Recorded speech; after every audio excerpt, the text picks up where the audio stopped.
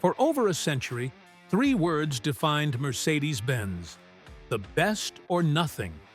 It wasn't just a car company, it was the benchmark. So when owners began saying, "This doesn't feel like a Mercedes anymore," few paid attention. When reliability complaints grew, they were dismissed.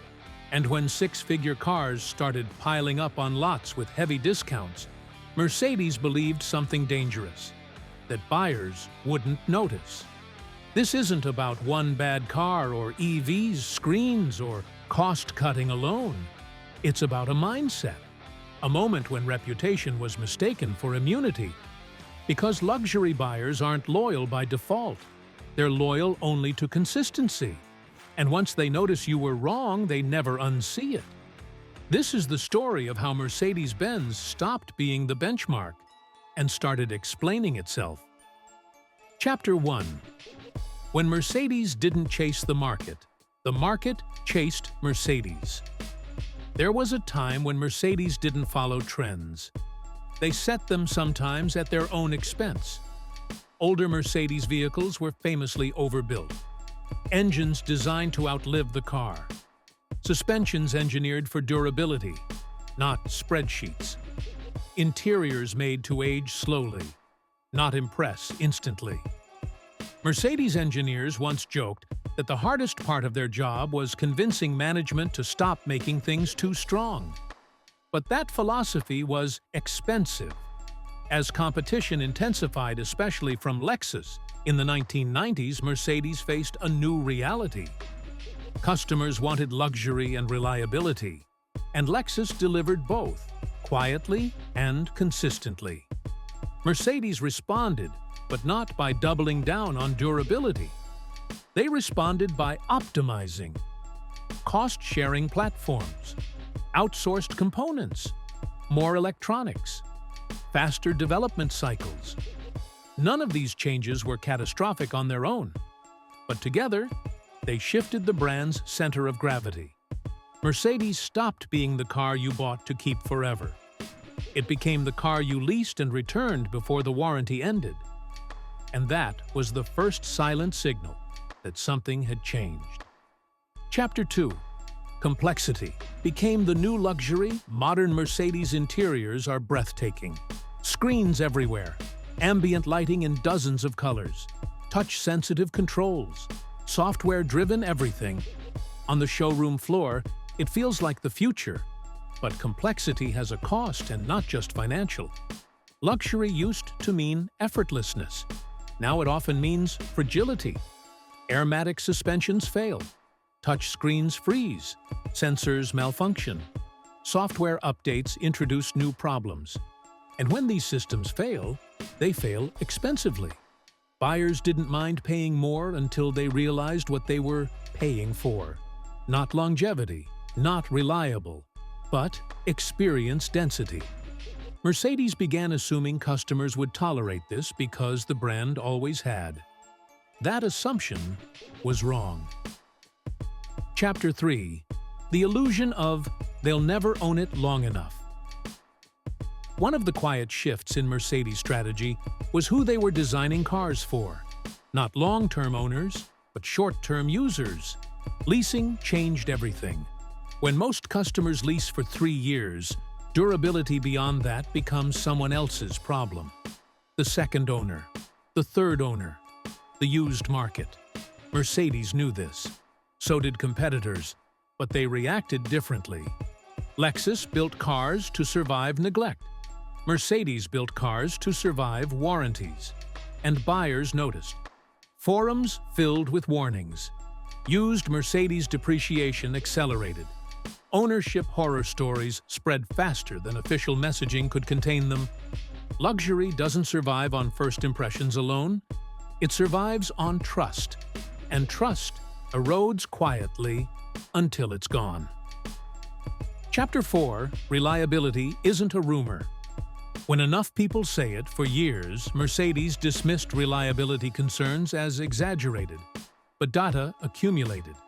Consumer reports, J.D. Power, owner surveys. The message wasn't catastrophic, but it was consistent. Mercedes was no longer class-leading. Worse, customers felt unprepared. They expected high maintenance. They didn't expect an unpredictable failure. That's where the phrase was born, not officially, but culturally. Mercedes thought buyers wouldn't notice they were wrong. Wrong about quality. Wrong about tolerance. Wrong about how much goodwill still existed. Luxury buyers forgive imperfections, but not arrogance. Chapter 5.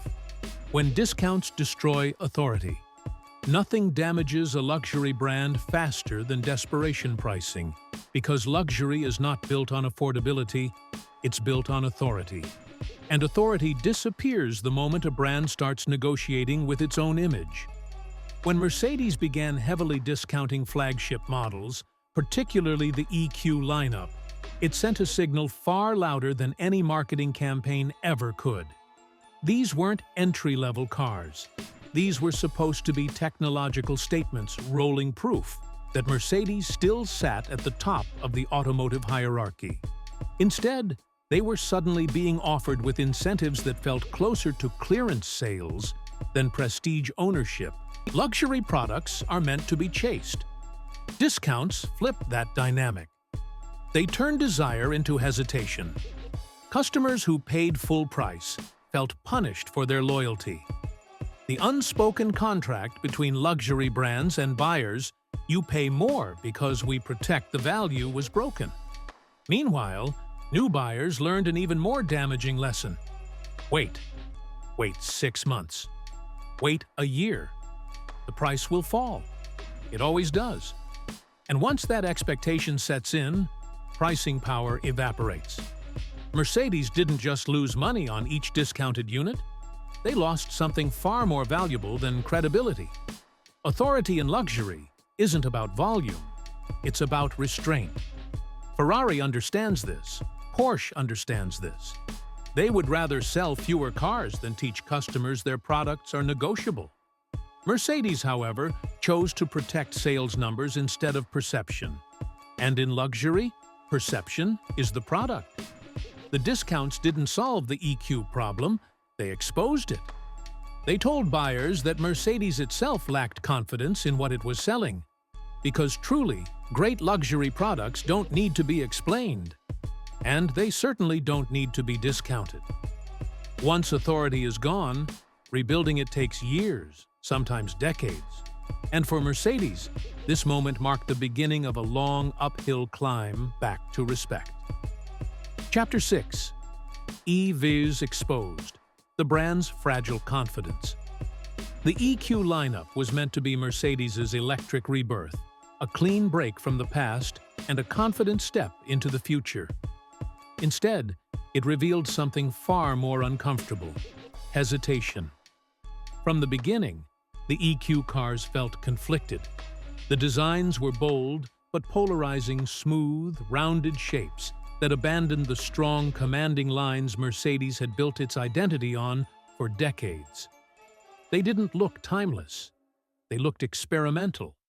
And luxury buyers don't want to feel like beta testers. Under the surface, the uncertainty continued. The technology felt rushed. Software glitches. Interface frustrations. Features that looked impressive on paper but felt clumsy in real-world use.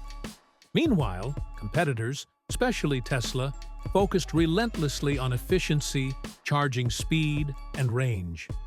Areas where Mercedes, surprisingly, lagged. That gap mattered. Luxury customers are forgiving, but only when they sense confidence. When sales slowed, Mercedes had two choices: refine the product or reinforce belief. Instead, they chose discounts.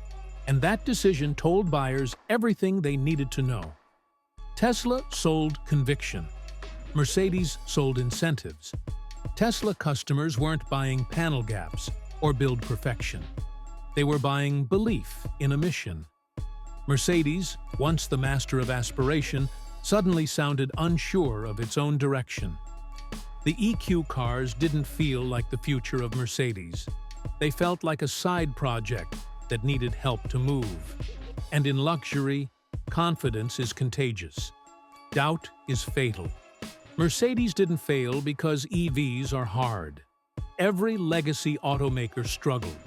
They failed because they approached electrification like a requirement instead of a statement, like a box to check, not a vision to lead. The EQ lineup didn't just underperform, it revealed a brand that no longer fully trusted its instincts. And when a luxury brand stops believing in itself, customers stop believing even faster. Chapter 7. Dealerships, Deflection, and Broken Trust. For many owners, the final fracture didn't happen on the road. It happened at the dealership. When problems emerged, software failures, charging issues, unexpected warning lights, customers expected what luxury brands promise above all else: seamless support. Instead, they encountered delays, deflections, warranty disputes, and explanations that felt more like excuses than solutions. Service appointments stretched into weeks. Parts were unavailable. Technicians were underprepared for complex EV systems. And when customers pushed for answers, the response often felt defensive rather than reassuring. That's where trust dies. Luxury brands can survive flawed products. History proves this. What they can't survive is making customers feel ignored. Mercedes, once known for exceptional after-sales care, increasingly felt distant at the corporate level. Dealers were left managing frustration without authority. Customers were left wondering who was actually responsible. In many cases, owners felt like they were fighting the brand rather than being supported by it. And that emotional shift is irreversible. Luxury ownership is as much about how problems are handled as how cars perform. When something goes wrong in a Toyota, customers expect efficiency. When something goes wrong in a Mercedes, customers expect respect. Too often, Mercedes delivered paperwork instead. Every denied warranty claim, every delayed response, every deflected complaint quietly rewrote the brand story. Not through headlines, but through conversations. And word of mouth travels faster than any advertisement. Once a customer feels unheard, the relationship ends even if the car is eventually fixed. Mercedes didn't just lose repeat buyers during this period, they lost advocates. And in the luxury world, that loss is devastating. Chapter 8. This wasn't one mistake. It was a pattern. Mercedes didn't stumble because of a single bad decision. Not EVs, not screens, not cost-cutting. It failed because of a pattern of slow erosion of discipline masked by brand confidence. They believed heritage could compensate for compromise, that buyers wouldn't notice small downgrades, slightly cheaper materials, slightly rushed software, slightly defensive customer service. But luxury buyers notice everything because that's what they're paying for. Mercedes assumed trust was permanent. It never is. Each decision made sense in isolation. Together, they formed a philosophy. Prioritize scale, protect margins, lean on reputation. And for a while, it worked. Until it didn't. The phrase, "Mercedes thought buyers wouldn't notice," isn't about deception. It's about underestimation. Underestimating how intelligent, informed, and emotionally invested luxury customers truly are. In the end, this wasn't a collapse. It was a warning. A reminder that prestige isn't something you own. It's something you earn repeatedly. And once lost, no discount can buy it back. The star can shine again, but not by pretending. Mercedes isn't finished, but recovery requires humility. Less theater, more substance, less assumption, more accountability. Luxury isn't about image, it's about confidence earned repeatedly. If you enjoyed this deep dive into one of the most important brand cautionary tales in modern automotive history, hit the like button. It tells YouTube this kind of long-form storytelling matters. Subscribe if you want more documentaries that go beyond headlines and marketing into why brands rise, fall, and sometimes recover.